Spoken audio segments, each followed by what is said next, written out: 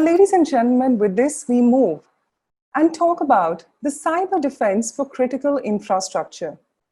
Well, critical infrastructure ranging from manufacturing plants to nuclear power stations are coming under increasing attack as a new generation of malware specifically targets industrial automation and control systems. These systems include the supervisory control and data acquisition SCADA technology and human-machine interfaces that are the very heart of the assets that keep modern society safe and functioning. Also, I'd request the audience to please use the Q&A section to post your questions. It will be picked up and answered by the end of the speakers, at the end of the session, if time allows. Well, now it is time, ladies and gentlemen, to move to our government panel discussion. We're talking about the topic, cybersecurity and defense strategy for government and national critical infrastructure. Well, we have with us our speakers who will be joining us. First up, we've got Lieutenant Colonel Dr. Hamad Khalifa Al Nuaimi, Head of Telecom Division, Abu Dhabi Police, UAE. Dr. Hamad is well versed in the network security and telecommunication, as well as in the cybersecurity. His responsibilities currently lie as a telecom section manager, as well as a telecom committee manager. We also have with us Hessa Salim Al Nahdi, the Chief Information Security Officer, Department of Culture and Tourism, Abu Dhabi, UAE. Well, Ms. Nahdi has previously played the role of Operation Manager, Service Delivery Manager, and Security Operation Manager. She's also one of the recognized Emirati females in defining and implementing security strategies. We also have with us Laila Abdullah Al-Hadrami, the Digital Transformation and Change Management Expert, Ministry of Technology and Communications, MTC Oman Director, Oman Smart City Platform. Well, Laila specializes in digital and social media and currently leads national projects in Oman like the Government Innovation in Emerging Technologies and the Smart Ambassador Initiative in Oman and other projects related to digital transformation. This is going to be moderated, ladies and gentlemen, by Alina Deek, the founder and coordinator of the UNCTAD Youth Action Hub Oman. Alina is a Scholastic Award winner on the SME Business Innovation and a finalist of the prestigious Women in Tech Awards Middle East under the category of Young Leader of the Year 2018. As a TEDx speaker on independent intelligence youth representative of Oman at the UNCTAD Youth Network and an author of Sustainable Governance, a part of the Ministry of Information's approved guide on Omani corporate governance.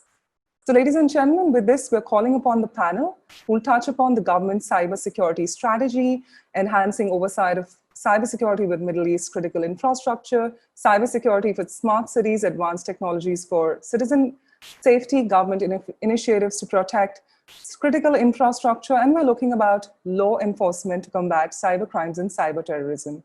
So with this, I'd like to pass on the live baton to none other than our moderator for this entire panel. Alina, over to you. Thank you, Bhavna. Assalamu alaikum and good morning, everyone. First of all, I'd like to start by asking a question to Dr. Hamad.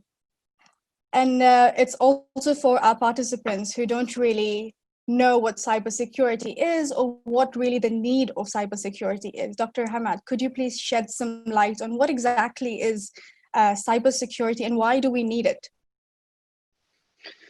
Thank you, Elena, and assalamu alaikum wa rahmatullahi wa barakatuh, everyone here. Thanks a lot for the organizing of this wonderful event, and hopefully that our knowledge and information would be useful and benefits for the audience. Well, first of all, talking about the cybersecurity, as everybody knows, cybersecurity, it means what's going on behind the scene on the digital space, where nobody has control. on what's going on. And as we know, there is a dark web, which the worst things can go on over there that most of the government and the police enforcement has no control over that side of the space. So cybersecurity, the last term of using cybersecurity is why we need it, or what is the reason of cybersecurity. As you know, most of the governments are trying to move into a digitalization world. And the government of United Arab Emirates, it's been a long time since we start moving from electronic governments into smart governments, and all these transformation took a process and technology. We're using digitalization. So most of the services are being online for most of the customers. And the cybersecurity is playing a big role in protecting the services from the attack, from the bad behaviors, and also to save the assets of the government itself. So for example, in United Arab Emirates, as a government in June 2019, they established the National Cybersecurity Strategy, which is going to be within 3 years to achieve it. And it has 5 pillars. The first one is implementing a comprehensive legal and regulating framework for the cybersecurity strategy. For example, some of the services got attacked by anonymous user. So what is the regulation that we're gonna take it, and the action that we needed to take it over that site? The second pillar is enable cybersecurity ecosystem, and there are some initiatives from the TRA, the Telecommunication Regulation Authority, who are the owner of this strategy, implementing 40,000 professionals in cybersecurity within 3 years.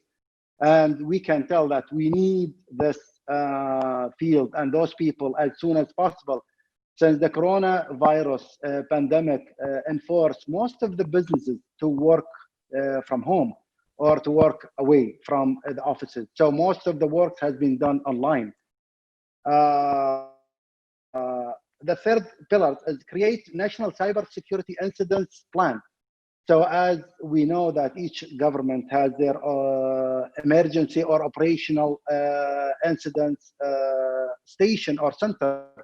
So the government of UAE started to implement the cybersecurity incidents and response plan and team to just activate them whenever we need them. The fourth pillar is to protect the national assets, such as the power, energy, and as you know that lately Abu Dhabi government announced of the first nuclear safest plan for electricity. So this is one of the assets, as well the infrastructure, and this is the most important thing. And we can tell that the COVID-19 pandemic has shown how the strong and the smooth of the infrastructure that we have in the United Arab Emirates, as well as the health services, where everybody focus these days to maintain the health services in 100% capacity. So these are one of the assets that we have as well. Thirdly, the partnership nationally and locally with the private sector and the government sector. And as what our leaders would say, we cannot move forward without the private sector, and the private sector cannot move one step ahead without the government sector. So all are together in one, I would say, one war, which is benefits for the rest of the services and the organization around the region. That is actually very true, and like wonderful points that you brought up as well. And in continuation with what you actually said, I'd like to bring Miss Layla into the conversation. And of course, because of, the pandemic, and we all keep hearing about, the digital transformation, and we learn about like the digital age. Ms. Leila, according to you, what is the connection between digital transformation and cybersecurity, and how is education and technology, like where can people understand the link between cybersecurity coming into all of this? Hi, Elena and everyone, and it's really my pleasure today to be among all of you. And yes, there is a strong connection between digital transformation and cybersecurity. Cybersecurity is a term. Sometimes people think it is just concerned with people who are working security. But cybersecurity is concerned with me and you, Elena, and everyone here attending this session. Because when it comes to the security, I need first to keep myself secured. Because in the past, when we're speaking about how you are keeping yourself secured, we keep to lock our houses so we can keep ourselves safe from the others and the strangers. Nowadays, how to keep yourself secured?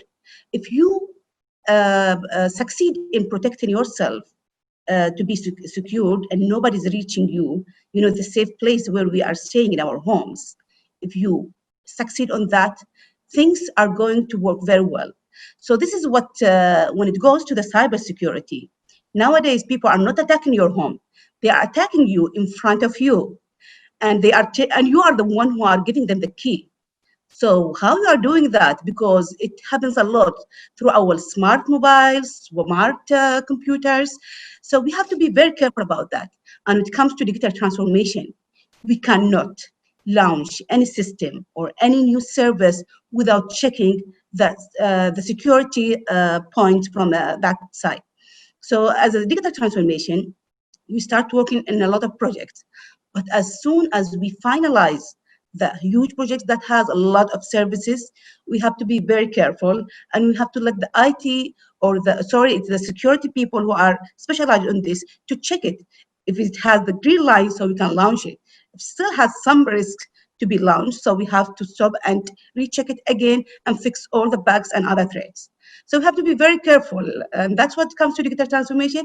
It comes also to our homes and our lives also at homes. So everyone has to be very careful, and cybersecurity is a term that really includes all of us. So you have also to learn how to protect yourself. Your kids can let the attackers enter your house. How is that? They are playing games, and immediately through one of the links, which is like one of the types of the cybersecurity, the social re-engineering. It's very tricky, and they can look into your life easily.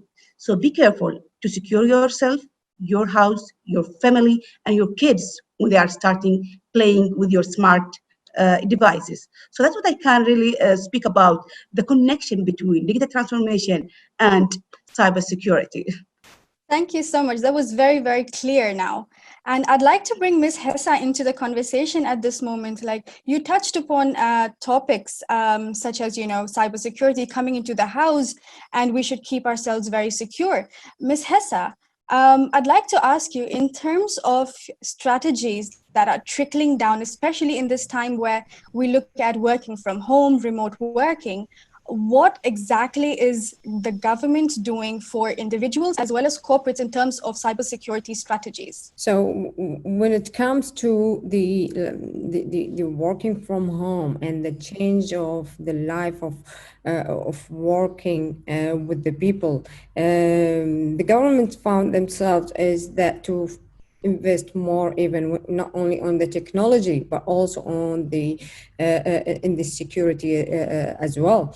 This area was not looked at before as it's now, because not all the businesses had to work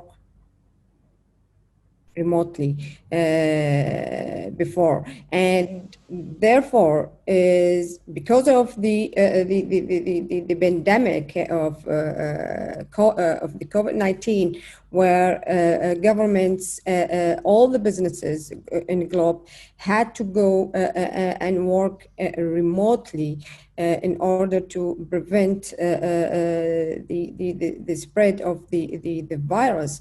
Here where the vulnerabilities actually started to show up. for some of the technologies that were not actually looked at before, and it was the technologies were there, but there was no looked at when it comes to the measures of the security controls that have been in place. Therefore, people and the businesses, governments saw themselves in a situation where, yes, they want to invest now in a technologies that will support their business to be continuing, which actually majority of the businesses were already having the business continuity in place. They had to invest now more into the cyber security controls and measures. And therefore, it's not only it stops within the technology. The big part actually plays with the awareness. Now, the awareness when it comes to the business,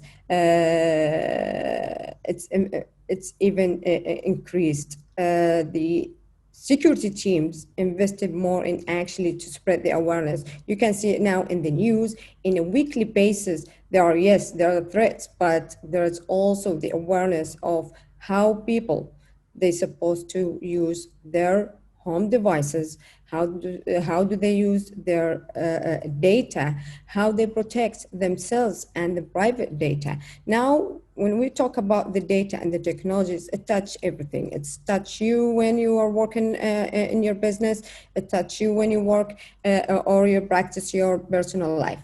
So the security teams did not take it also when it comes to the business requirements, but they also took it when it's you and it touch your personal life, how you secure your data, how you secure yourself, your devices that you're working on, how these knowledges, the knowledge is actually moved from you to the people around you. And it's a bit challenging when it comes to the awareness, because even like the maturity of the level of the awareness, it differs from people, and you have to grasp now these details, and you have to deliver these awareness and the messages that you want to deliver in a different ways, different channels, and different approaches in order to assure that people receive it and they start to protect themselves. That is so true in terms of awareness as well, because there was one kind of reality before COVID, and now everything is kind of shifted. There is an increasing amount of speculation in terms of everything going online. And this is where I'd like to again get Dr. Hamad into the conversation. Dr. Hamad, we know, of course, that everything is now going online. Whether you have a business, it's online. Whether you need to do some kind of processes, it's all online. And it's also one of the measures taken by governments around the world to kind of switch from offices to like working at home, or instead of going, to the police offices, you could now sit at home and have digital systems that can work for you in terms of filling forms or submission of applications and things like this. But I'd like to know, what are the challenges that you think are coming up because of this quarantine, specifically for like the last couple of months? What, in your opinion, are the challenges that are you seeing in terms of cybersecurity and online systems for any of the governments? Well, first of all, as you said, all and most of the services and the processes are going online, and most of the work has been done from home. In terms of looking at cybersecurity stage, there are so many aspects that we need to look at. For example, information security.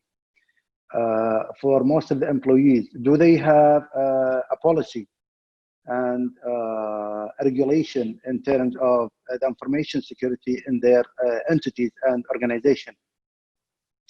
I guess most of the recent report says most of the private sectors and some of the government sector doesn't follow the information security policy.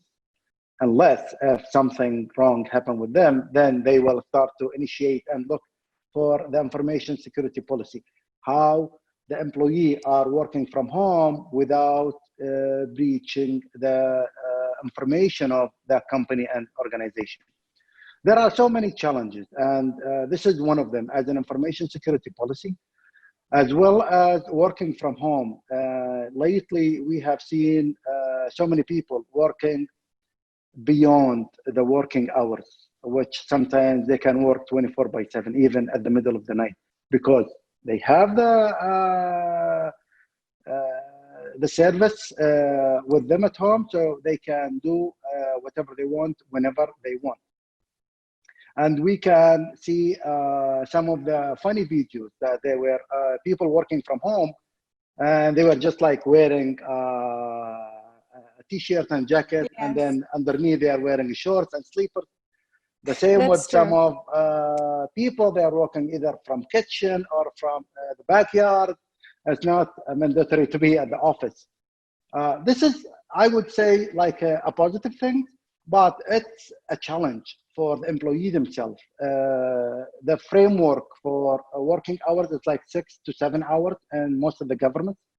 But being at home, it would shift to 12 hours and sometimes like 10 hours. So are they paid hours? I don't think so for the government, but maybe for the private sector, but not all of them.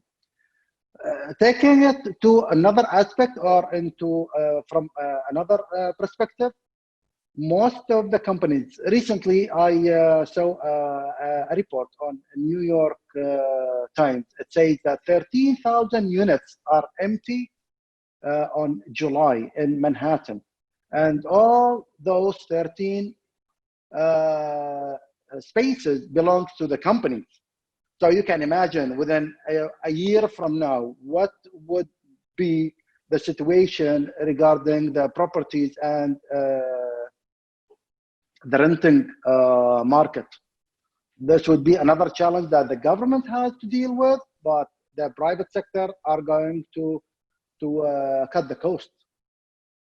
So there are more challenges I don't want to interfere with financially and environmentally, would say, just to keep the environment clean. Nobody would drive no more. So from home working, that's most of the challenge I would talk about. Okay, that is really interesting. And I'd like to bring Ms. Leila into the conversation at this point. Dr. Hamad touched upon, the environment and how it kind of also trickles down into that aspect. And being a part of UNCTAD Youth, we work very closely with the United Nations Sustainable Development Goals. And of course, Sustainable Goal number 9 kind of merges into this topic of creating very strong infrastructure and innovation. Ms. Leila, in terms of your work, what are the sustainable projects or the upcoming sustainable initiatives that we can look forward to or are happening at this moment? Mm-hmm. Thanks, Elena, for raising this question, because it's really very important to speak about it. As I'm working in Ministry of Technology and Communication, we have actually 2 divisions concerned with the information security. One of them is dedicated in, defending the threats that happens in all Oman, especially in the government sector. And the other one is just concerned with this awareness aspect. As Hissa said, the most important thing when it comes to the security, it's the awareness with the people, because we got a lot of threats, but people are type of the weapon that going to defend themselves among these against these threats. So what they are really doing, we have a framework and policy that's followed inside the entity and also to be followed by the other organizations in digital transformation, because we are dealing with all the government entities who are having huge projects in digital transformation, who have data information, especially when it comes to the military, police, health. So these are very critical data. So we have to be very careful in following some procedures. So they have 2 approaches. The first approach, they have to work very closely with the organization themselves. They have to train the people who are working with the IT departments. They have to train them to be very well trained, and so they can work very well to defend these threats. And one of the things that I really like is to keep the awareness in a very innovative way, because sometimes people, they get worried When you tell them, we have a session about security, oh, that's really boring, I'm not going to attend it. But if they are going to make it a very innovative, for example, let us make it as a puzzle between the different divisions of the organization. And that's what they start making some games between the divisions. So people, they started getting excited. Okay, we are going to solve the puzzle. And the puzzle itself, it's about how you are going to find out who's the person, who's the staff who was the cause for the threat of cybersecurity. So it's becoming interesting to attend these sessions. But in the past, when they say, okay, we have a security session, okay, we are going to attend it, but people, they are not paying any attention to it. So we have to be creative and innovative when it comes to the awareness, because people are getting bored. So you have to attract their attention, how they can protect themselves against cybersecurity attacks. And that's what they are really doing. And even when it comes to the people, they have to keep educating themselves. It's not just once a year or once a month. It has to be daily. It can be through different messages, creative messages. It can be through social media and so on. Because, we are getting a lot of different stories we hear every day. Different stories about people who are getting, threatened by hackers. They have to pay for the money because they get their data, they get their personal information and so on. So we have to keep the most important weapon for people is to be educated from both sides, whether it's public or inside the organization, and keep it in a very innovative way. That's what I can add from my side. That's excellent, mashallah. Now we're looking at innovation meeting creativity in terms of training. That's excellent. Ms. Hessa, I'd love to know your thoughts on this matter in terms of training. And of course, we keep talking about, young people being the future leaders of the nation. What kind of training programs should youth or young people kind of look into if they are interested, first of all, in cybersecurity, and also in terms of government support? What are the programs that are basically rolling out at this moment? What could you tell us a little bit about this? So when it comes to the trainings or the awareness programs, here's like different methods, especially when you talk about the youth and the young generations, especially that what currently they're working on is different than when we had, like when we were kids. We did not have the technology that they had it nowadays. You can see like the children within an iPads going through. They're very interactive and very good with the technology, more than us as well. And this one, it's good and it's concerning. Now it concerns us where the involvement of the technology is huge. We're talking about exponential technologies in here over the decades. Now, is it going to be increased as well? Yes, but how to target these people and these young generations in order to deliver these messages or to come up with trainings and workshops that gets their interest and attention? Definitely use their methods. Use their method, use an innovative ways in order to reach them. Now, communication is an essential. However, it's very difficult because you need to deliver the message in a creative way to the people in the right format in order for them to receive it and understand it.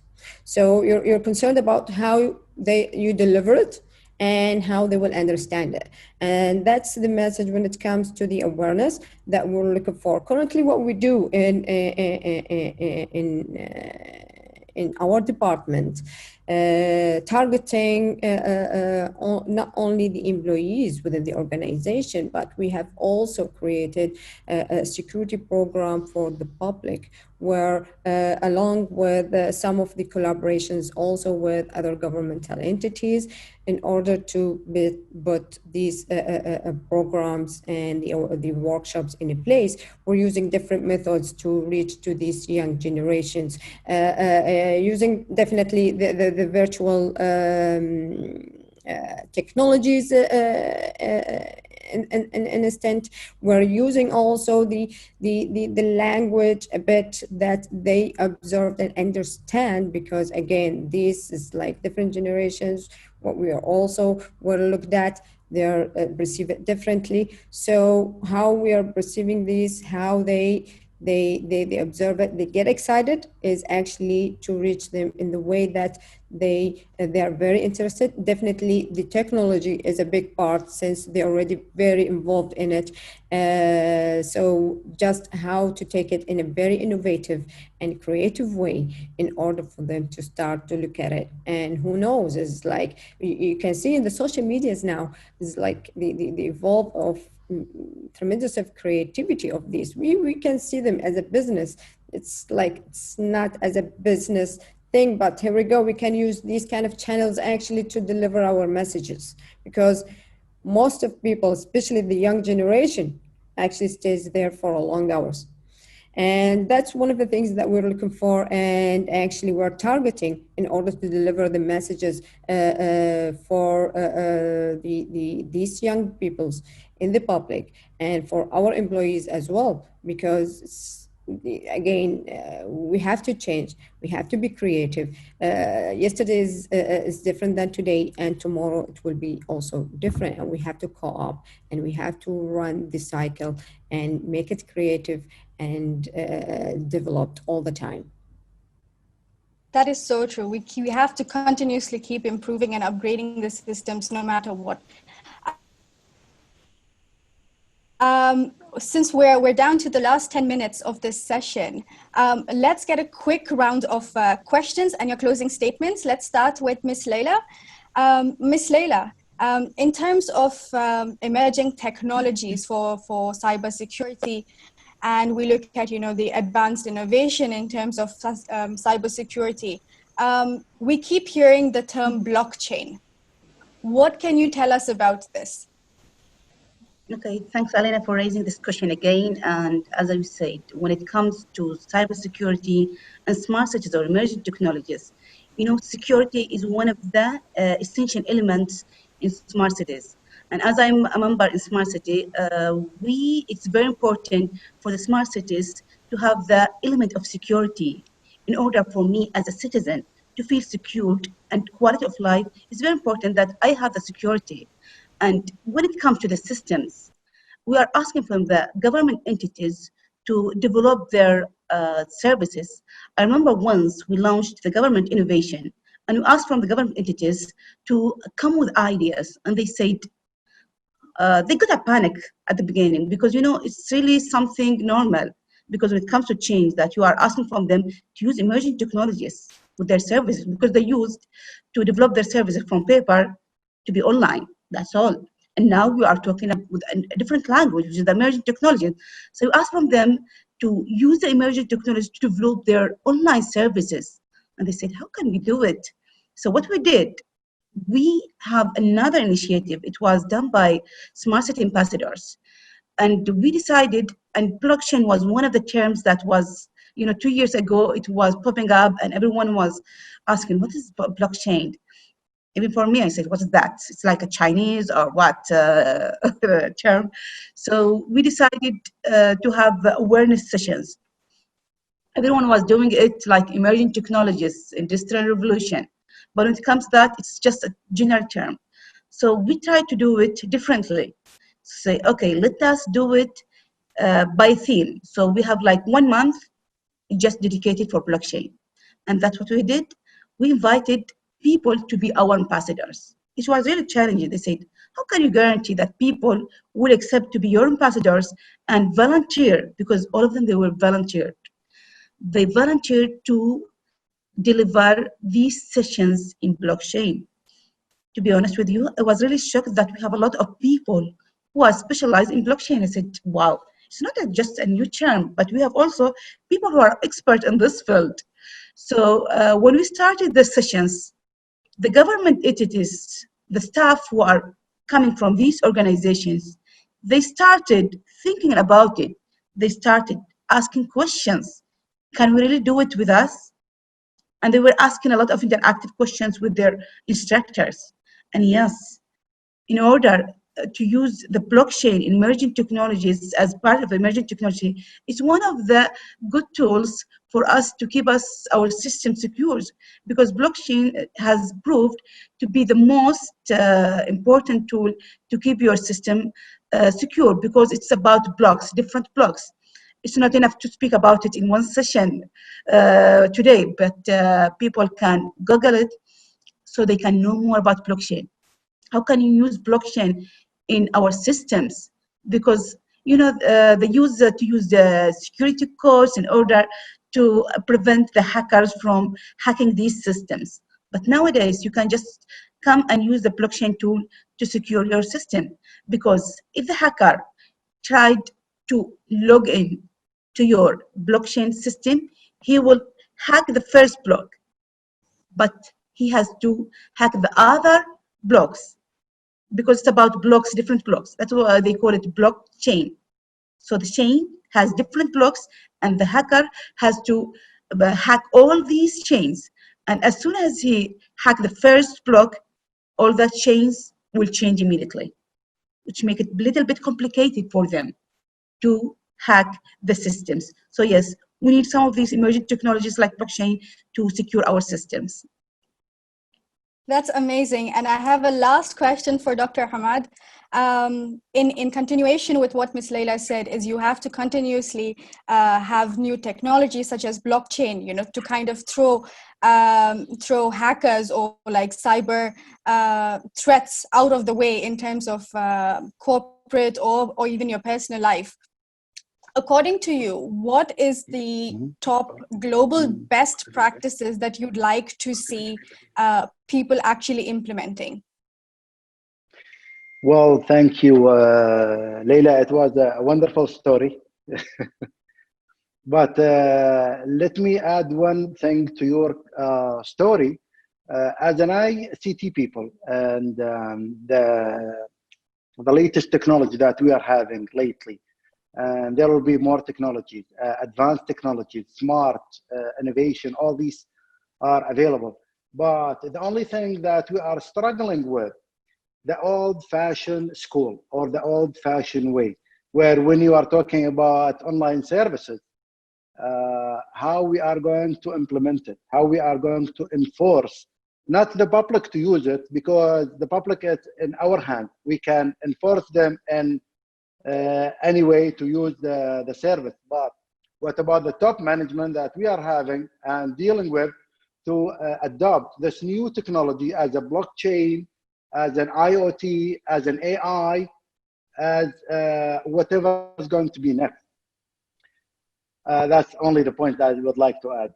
Going back to you, Elena, would you mind to repeat the question, please? No problem. My question to you is, in terms of global best practices, what are the practices that you would like to see happen more, especially say in the MENA region? Well, or what kind of advice would you want to give citizens or young people in terms of cybersecurity? Well, as I will go back to Ms. Hassa talking about the awareness and the young generation. I guess we are supporting the initiative, and each government, I would say, they need to initiate such as 1 million programmers in the MENA region, which initiated by His Highness Sheikh Mohammed bin Rashid. And I guess they reach almost 500,000 programmers. This is one of the things that it has some awareness, and summer camps for young kids. And I guess Abu Dhabi Education Council has initiated the summer camps for information security. Also, Sharjah Education Council. So if each government and each entity is trying to do it as much as they can, but in like a proper way, as what Ms. Leila was saying, that their company doing a game to to encourage their employees to do it in a better way. These are the innovation way that we needed. Most of the academia entities, I would say that they need to focus more on specialized topics and courses to teach about the cybersecurity. And we can tell that Zayed University in Abu Dhabi has the famous cybersecurity master degree and bachelor degree as well. And I would say they are almost the best on our region. I don't know about Oman, Leila. Maybe there will be one. Thank you so much, Dr. Hamad. Ms. Hessa, I would like to also include you in the closing session of the comments. And funny enough, I was reading an article yesterday by Microsoft, and they actually predicted in the next 5 years, which is 2025, we are looking at the creation of 149 million digital jobs now. And everything is literally going to be based on online communication. And that also increases the importance of cybersecurity in every single region. Ms. Hessa, what would your closing comments be in terms of this? I mean, when we look at this one, which is expected, actually, looking at the statistics, just because when the pandemic started from the last quarter of 2019 and the first quarter of 2020, is just the increase is like 71% of the hijacking attacks that happened. As per the reports, that's only one quarter, and that's because it's like people increased actually using the technologies. So we are expecting actually very growth in the technology use, and there is more now is going to be, and we're heading to a very advanced and moving forward, utilizing the technologies and grasp them a lot, since the pandemic showed now the usability of the technology and how now it can be continuing your business whenever you are, wherever you are, and you can run it, and people from not only within the same region now, we're talking about geographically, they can reach you.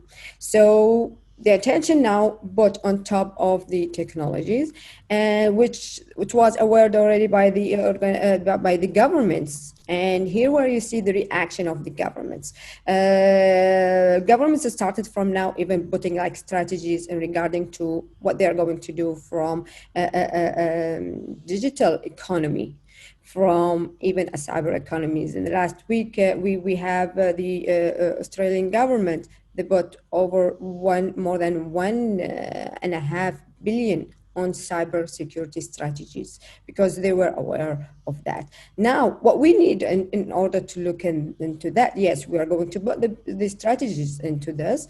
There is more pressure is going to be with the technologies. New technologies are coming. More of the exponential technologies are going to be increased. We're talking about artificial intelligence, virtualization solutions to be in a place. We're talking about blockchain is going to be in a place where we talk about some exposures to utilize the technologies now. So there is, yes, definitely there are going to be more jobs related to the digital sectors, and there will be more opportunities. But what we want to put in a place in order to move on safely is that we put the right measures there, whether it's like businesses or governments. I believe that there is relooked at the laws. We're talking about the cyber laws now.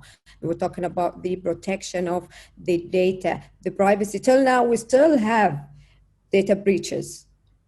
I mean, in the last quarters, where we're still faced some of the breaches. We're talking about the very big organizations.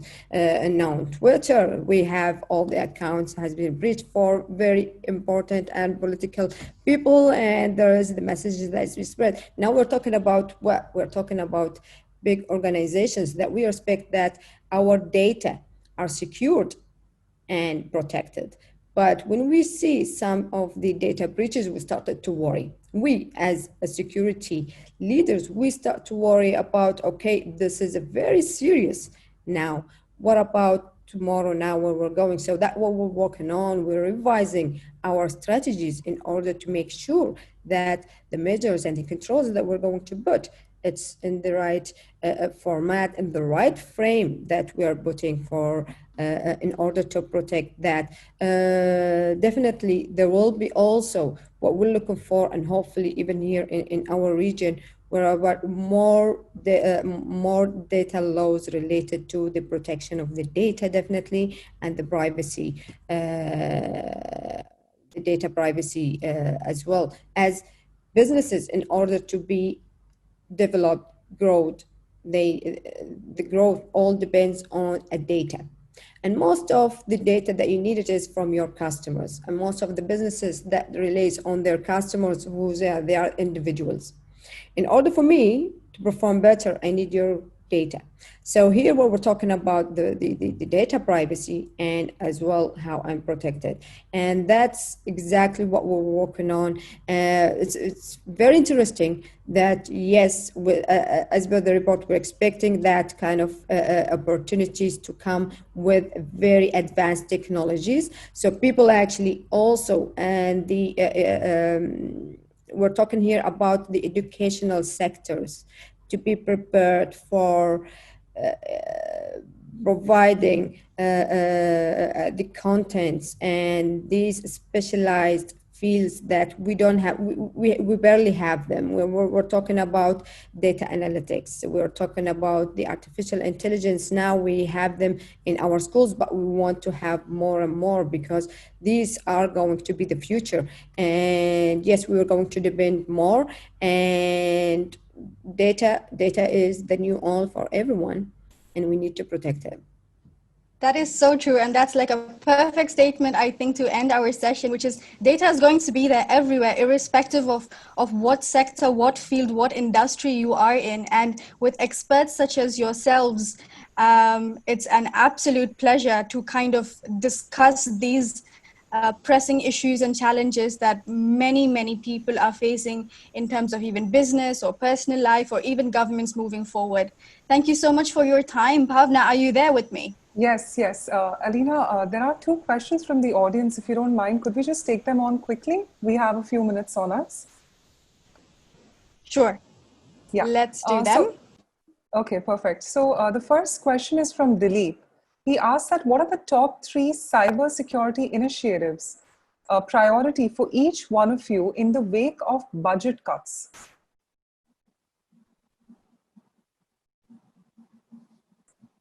Can I take it? Yes, please, Dr. Hamad. Sure. Well, from the way of budget cost, we are not talking about not using the latest and the most expensive technology. But in terms of, for example, like what we were talking about, New York Manhattan report, when I was telling 13,000 units were out of people, this is a cutting cost in terms of enhancing the business. And like we can do work from home, but at the same time, we don't have to be at the office. I would say this is one of the priority, but never ever touch employee salaries. Yeah. Because this is not a cutting cost, this is a cutting people's life. Sure. Well, go ahead. I just add one. Let Ms. Hassan, Leila add the other. Sure, Leila, could you go ahead? Okay, when it comes to policies, as I said, yes, the most important thing is to keep training the people who are specialized in security inside the government organization, because when it comes to cybersecurity, it comes to the national defense sometimes. Yeah, so it's very important to keep them trained with the other and all the recent threats and so on, because if you are not training them very well, one day you are going to be, attacked by a very huge crisis. And that's what really has happened recently. 2 years ago, we got a huge crisis that attacked most of the countries. And the ones who were not, ready for that attack, they lost a lot of money because the hackers, they asked for Bitcoin to be paying for them in order to release their information and data. So yes, we have to even invest a lot of money in order to train the government organizations who are working on, especially with the privacy of the data, especially when it comes to the health, education, and military. These are the top sensitive organizations in any country, and even the bank sector. So very important to keep them educated and well-trained so we can defend our countries. Because nowadays, the wars is not happening, with the weapons, the real weapons. It happens by the cybersecurity attacks. So we have to really be cautious about that. That's what I really can add. And thanks again for everyone. Okay, perfect. Also, Hessa, before I come to you, there's one more question from the audience. I'll just quickly take that up. It's from Shiraj. He says, how does one differentiate between process-driven security and data-driven security in a corporate and government environment? Should they focus on process-driven or data-driven security? That's the last question. Thank you. Hessa, could you take that up first?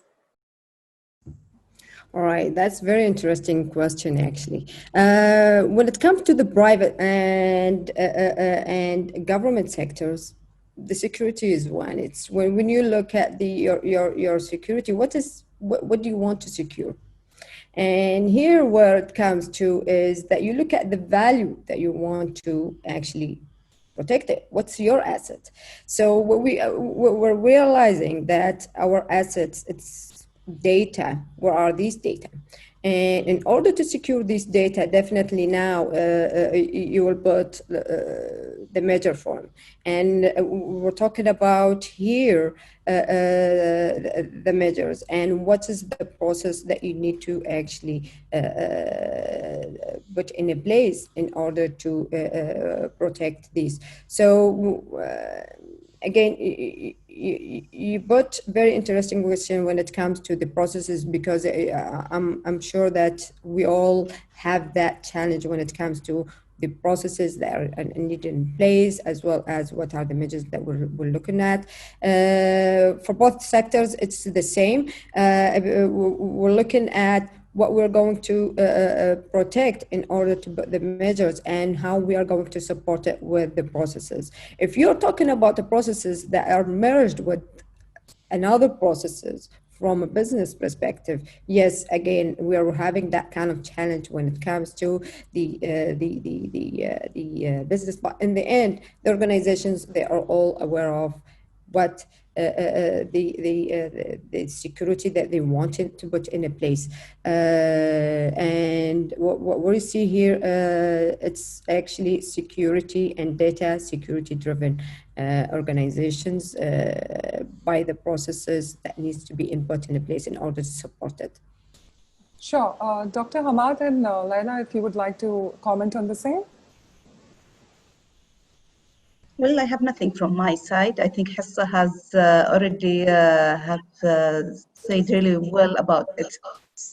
Sure. Dr. Hamad? I guess she covered all the topics. Indeed. She left nothing for us. All right. So thank you so much. Alina, anything else would you like to conclude on? You're on mute. Alina, could you unmute yourself? I said that's it for my side. I think we've had an excellent panel discussion, and our experts, or let's call them future founders of our digital age, have taken us through all the bits and nooks and crannies. And I think all that we can do as individuals is actually to keep ourselves updated about all of these upgrades and transformations taking place. All right. So thank you so much to our entire panel. Thank you once again. Thank you for so joining. much. Thank you. It was really a pleasure to be here. مع السلامة. Thank you.